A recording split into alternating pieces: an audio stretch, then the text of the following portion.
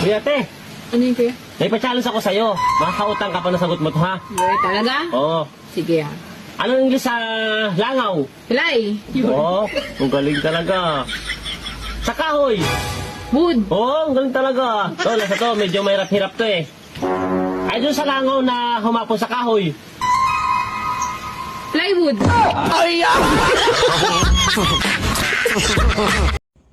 Honey, Oh, may itatanong lang ako sa'yo. ano yun? Bakit 2 beses na lang tayo maglabing-labing sa isang linggo?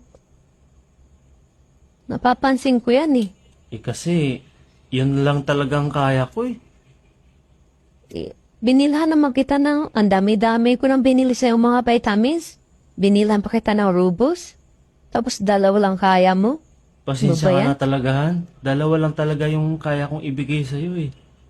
At bakit nga 2 lang? Kasi naman pagka binigay ko sa'yo lahat, paano naman yung 3?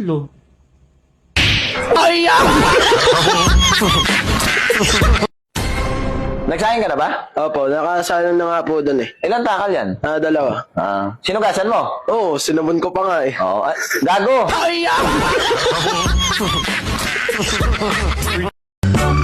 Hello? Oh, hello?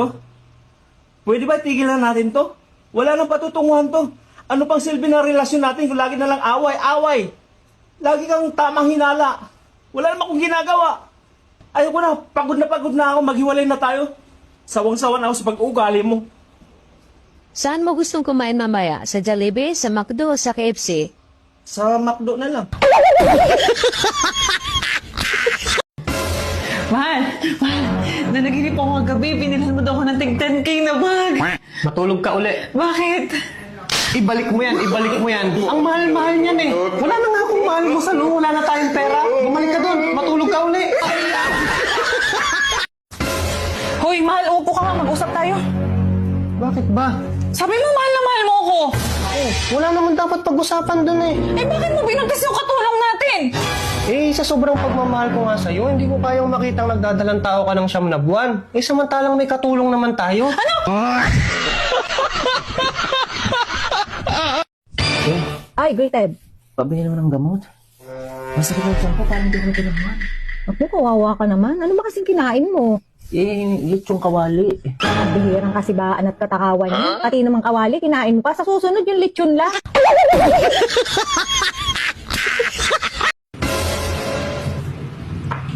Sige, galawin mo yan.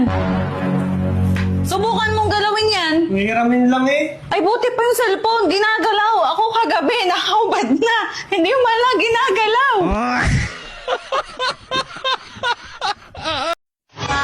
Pa, ano nga bang kapital ng Pilipinas? May kapital ba ba ang Pilipinas? Naubos na sa flood control.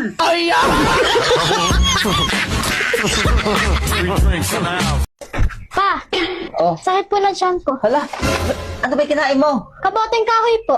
Ay, kaya... Pagka kasi kakain ka ng kamote lang, huwag mo na isasami kahoy.